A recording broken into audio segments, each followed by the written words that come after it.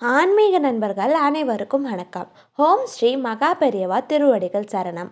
நாம் இன்னைக்கு இந்த வீடியோவில் என்ன பார்க்க போகிறோம் அப்படின்னா, பீரோவில் இந்த பொருள் இருந்தால் வீட்டில் பணம் நிலைக்கவே நிலைக்காது. அது என்னன்னு தெரிஞ்சுக்கிறதுக்கு முன்னாடி இது வரைக்கும் நம்ம சேனலை சப்ஸ்கிரைப் பண்ணாதவங்க சப்ஸ்கிரைப் பண்ணிக்கோங்க. இந்த வீடியோ பிடிச்சிருந்துச்சுன்னா ஒரு லைக்கும் கொடுங்க. வாங்க இப்போ நம்ம வீடியோக்குள்ளே போகலாம். நம்ம வீட்டில் பீரோ தான் நமக்கு எல்லா பொருளையும் வைப்போம். குறிப்பாக துணிகள், நகைகள், பணம், சான்றிதழ் அப்படின்னு எல்லாத்தையுமே நம்ம பீரோவில் ஒரு இடம் அதுக்குன்னு ஒதுக்கி வச்சுருப்போம். பீரோவில் தான் மகாலட்சுமி குடியிருக்கிறாங்க அப்படின்னு சொல்லப்படுது. அப்படிப்பட்ட பீரோவில் சில பொருட்களை வைக்கிறதுனால சுபிட்சமாக குடும்பம் வளரும் அப்படின்னும், சில பொருட்களை வச்சோம் அப்படின்னா குடும்பத்தில் பணம் நிலைக்கவே நிலைக்காது அப்படின்னும் சான்றோர்கள் சொல்கிறாங்க. அது என்ன பொருட்கள் அப்படின்னு இந்த பதிவில் நம்ம விளக்கமாக பார்க்க போகிறோம். மகாலட்சுமி தாயார் குடியிருக்கக்கூடிய பீரோ இரும்பால் இல்லாமல் மரத்தால் ஆனதாக இருந்துச்சு அப்படின்னா ரொம்பவே விசேஷமானது. அதிலும் தேக்கு மரத்தால் ஆன பீரோ வச்சுருந்தா பணம் அதிகம் சேரும். சரி, இப்போது எல்லோருடைய வீட்லேயும் இரும்பு பீரோ தான் இருக்கும். இத்தகைய இரும்பு பீரோவில் மேலும் இரும்பு பொருட்களை கொண்டு போய் சேர்க்கக்கூடாது. இது பண வரவை தடை செய்யும் அப்படின்னு கூறுது ஆன்மீகம். பீரோவில் மகாலட்சுமி தாயார், விநாயகர், பெருமாள் ஆகியோரோட புகைப்படங்களை ஒட்டி வச்சு அவங்களுக்கு தினமும் கற்பூரம் காட்டுறது மிகவும் விசேஷமான விஷயமாக கருதப்படுது. ஆனால் நம்மள பலரும் அதை செய்ய மாட்டோம். நம்மள பலரும் எலக்ட்ரானிக் சாதனங்களை பீரோவில் அடுக்கி வைக்கிறோம். அப்படி அடுக்கி வைக்கிறது எதிர்மறை ஆற்றல்களை உருவாக்கி வீட்டில் பணம் தங்குறத தடுக்கும் அப்படின்னு கூறப்படுது.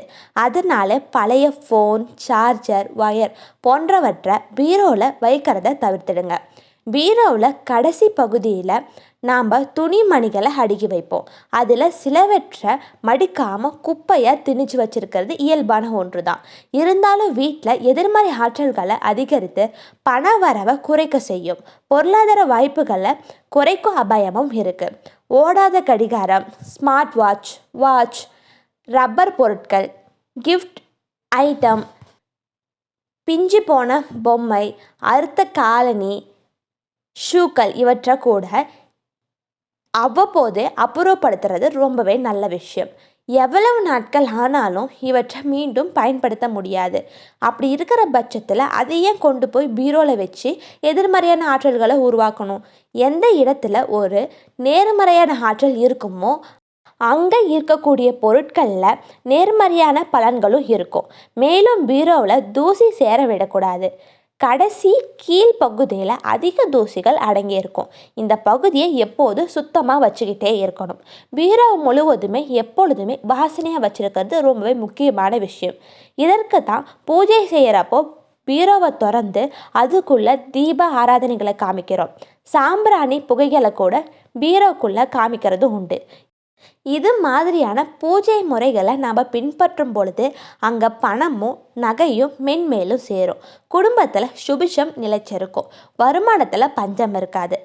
இப்போ நான் சொன்ன விஷயங்கள்லாம் நம்பிக்கையாக இன்றளவுலையும் இருந்து வருது. எல்லா பிரச்சனைக்கும் ஒரு தீர்வு இருக்குது. ஹரஹர சங்கர ஜெய ஜெய சங்கர, ஹரஹர சங்கர ஜெய ஜெய சங்கர. அனைவருக்கும் நன்றி.